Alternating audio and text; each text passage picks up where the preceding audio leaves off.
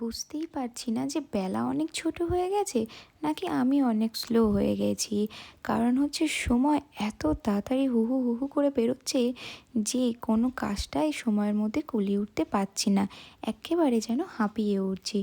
দেখো না, এখন ঘড়ির কাঁটায় বাজে প্রায় ৬টা। আর শীতকালের দিনে এর থেকে সকালে কি ওঠা যায় বলো? কারণ হচ্ছে তার আগে তো ঠিকঠাকভাবে আলোও ফোটে না। আর অনেকটাই ঠান্ডা থাকে। আর এই শীতকালের দিনে ব্ল্যাঙ্কেটের তলা থেকে বেরোতে যেন একেবারেই মন না করে। আর কি করব, মন না করলেও যে কোনো উপায় নেই, বেরোতে যে হবেই, কাজগুলো যে করে উঠতেই হবে কোনো রকমভাবে। তাই কি আর করব, শুয়ে শুয়ে কিছুক্ষণ ভাবি যে না আবার শুয়ে পড়ি, তারপর আবার কিছুক্ষণ ভেবে ভাবি যে না উঠেই পড়ি, কিছু করার নেই, এটাই আমার কাজ। তো উঠে এই যে আগেই আমি কি করলাম যে বাসি কাজ যেগুলো ছিল কাপড় জামা, সেগুলো ভাবলাম ভিজিয়ে দিই, তারপর আমি যখন বাসি জামা ছাড়বো তখন তারপর আবার আমারটা ভিজিয়ে দেবো। তো উঠে আগে বাসি জামা কাপড়গুলো ভিজিয়ে দেওয়ার জন্য এক বালতিতে একটু জল তোলা থাকে, তো সেই বালতিতে জলগুলো ভরে নিলাম। ভরে এখানে বাসি জামাগুলো কাপড়গুলো ভেজাতে দিয়ে তারপরে আমি চলে এসেছি ওপরে। ওপরে এসে তারপরে ছাদটা ভালো করে ঝাঁট দিয়ে নিচ্ছি। দেখতে পেলে যে সূর্যটা ঠিক কত সুন্দর লাগছিল, একদম লাল।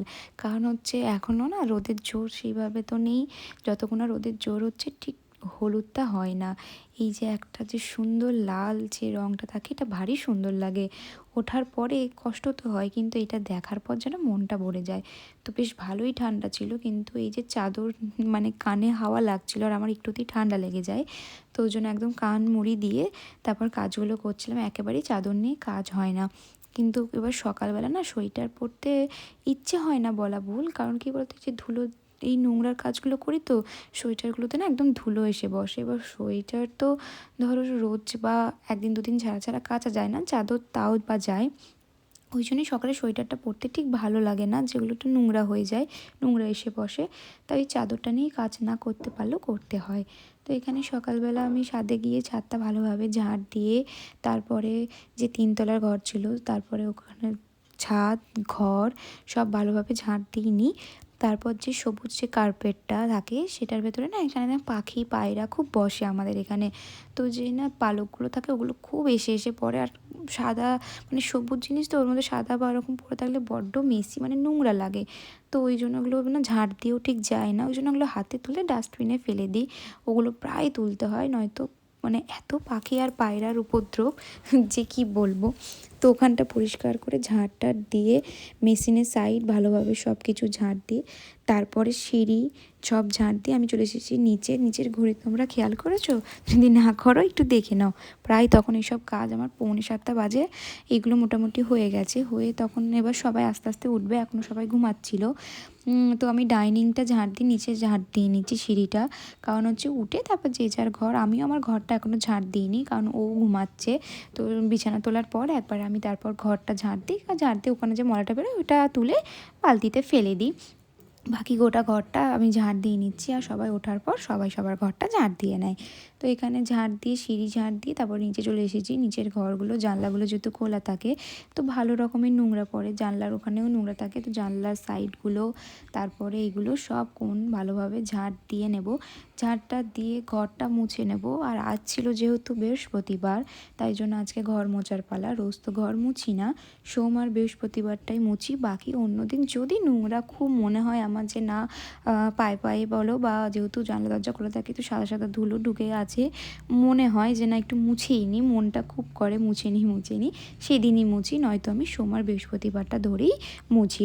তো আজ হিসেব মতো মোছার পালা, মানে মোছার দিন বৃহস্পতিবার, তো ওই জন্য সবটা ঝাঁট দিচ্ছি। এইদিকে আমাদের যে কলতলা গ্যারেজ সব ঝাঁট দিয়ে এবার আমি এই যে বালতিতে জল ভরে নেব।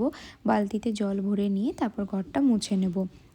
কলতলাটা একটু জানিয়ে দিলাম, এখানেই পিসি আমাদের কাচাকুচি বাসন ধোয়া করে, তো ওখানে একটু নোংরা হয়ে থাকে। ভালোভাবে পরিষ্কার যতই হোক, মানে তাও তো পিসি অনেক পরিষ্কার করেই কাজ করে, কিন্তু বাড়ির লোকের মতো কি আর অতটা পরিষ্কার করে কেউই না। তো আমি ওখানটা একটু পরিষ্কার করে ঝাঁট দিয়ে নিলাম। তারপরে ঘরগুলো একটু মুছে টুছে নিয়ে তারপর আমি ব্রাশ করে তারপরে আমি বাসি জামা কাপড় ছেড়ে ফ্রেশ হব। কারণ হচ্ছে নয়তো এমনি আবার সব তো দেখলেই কত নোংরা থাকে, ঝাঁট দিলেই নোংরা বসে। ওই জন্য যেহেতু সোমবার বৃহস্পতিবারে সত্যি কথা বলতে চুলে ভালোভাবে স্নান করা হয়, ওই জন্য আমি করি। নয়তো ঘর টর মুছলে এগুলো করলে না খুব খুবই চুল জামা কাপড় সবেতেই খুবই নোংরা হয়ে যায়। তো এখানে তোমাদের সাথে কথা বলতে বলতে আমার দুটো ঘর মোছা হয়ে গেছে। এবার বাইরেটা আর বারান্দাটা মুছে নেব, তারপর আমি ফ্রেশ হয়ে নেব। কত কথা বলতে বলতে তোমাদের সাথে কাজগুলো আমার হয়ে যায়, কিন্তু যখন করি তখন একা একা করি, তো মানে মনে হয় যে শেষই হচ্ছে না। এইসব কাজ করতে করতে কখন যে সকাল 6টা থেকে 11টা বেজে যায় বোঝে ওঠার জোগাড়ই থাকে না।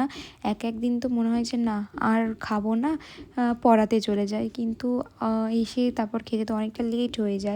তাহলে তখন একটুখানি খেতেই হয়, খুবই তাড়াহুড়োর মধ্যে সবটা তারপর করতে হয়। মানে সবটাই হয়তো টাইম নিয়ে করি, শুধুমাত্র খাওয়ার টাইমটাই আমাকে মানে তাড়াহুড়োর থেকেও ডাবল তাড়াহুড়ো করে ওটা করতে হয়। মনে হয় যে না আর খাবো না, কিন্তু আগে না খেয়েই চলে যেতাম পড়াতে, কিন্তু মা বলেছে যে না যাই হোক একটুখানি খেয়ে যাবে, অতক্ষণ খালি পেটে থাকিস না, শরীর খারাপ করে যাবে। তো ওই জন্যই ভাবি যে না ঠিক আছে, ঠিকই তো বলেছে, তো ওই জন্য এখন একটু খেয়েই যায়। তো এখানে ঘর মোছা হয়ে গেছে, ঘর এদিকে সিঁড়ি এদিকে সব মুছে টুছে নাতা বালতি সব কিছু ধুয়ে রেখে আমি উপরে চলে এসেছি। উপরে এবার হ্যান্ড ওয়াশ দিয়ে হাতটা ধুয়ে তারপর আমি ব্রাশ ট্রাশ করে বাসি জামা কাপড় ছেড়ে নেব। তা করতে করতে ওকে ডাকবো, ও উঠে পড়েছে। তো এখানে যে বাসি জামাটা ছাড়লাম সেটা ভিজিয়ে নিলাম, ও উঠে গেছে। উঠে ব্রাশ করতে করতে আমি এদিকে একটুখানি চাটা করে নেব। তো চাটা করে টেরে নেওয়ার পরে দুজন মিলে ওই একটু টাইম মাঝে মাঝে হয়তো একটু দেরি করলে আমি খেয়ে নিই, নয়তো বেশিরভাগ দিনই দুজন মিলে একসাথে গল্প করতে করতে চা খাই। কারণ সকালবেলা উঠে ফ্রেশ মাইন্ডে হাসি মজা একটুখানি খুনসুটি একটুখানি অন্যরকম অনেক গল্প করতে বেশ ভালো লাগে। ওই টাইমটা সত্যি আমি খুব স্পেশাল মনে করি, যে এরকম যেন সবসময় টাইমটা আমাদের জন্য দুজন বার করে উঠতে পারি। তো যাই হোক, তো এখানে চাটা কমপ্লিট হয়ে গেছে চা করা। তো এখানে বাসনগুলো ধুয়ে তারপর দুজন মিলে একসাথে চা খেয়ে নেবো। তারপর ওর মতো ফ্রেশ ট্রেশ হতে চলে যাবে, স্নান টান করে দোকান বেরিয়ে যাবে, আর আমি আমার কাজগুলো সেরে পুজো করে খেয়ে পথে চলে যাব। তো আজকের ব্লগটা এইটুকুই। ভালো লাগলে প্লিজ আমাকে একটা কমেন্ট লাইক করে অবশ্যই জানিও, আর পারলে তোমাদের বন্ধুদের সাথে বা কোনো গ্রুপে শেয়ার করতে পারো। তো আজকের মতো চলো, টাটা বাবাই, দেখা হচ্ছে আবার কোনো নেক্সট ব্লগে। তো যতক্ষণ আমার চ্যানেলটা যদি কেউ ফলো না করে দেখো ঝটপট ফলো করে দাও। চলো টাটা বাই।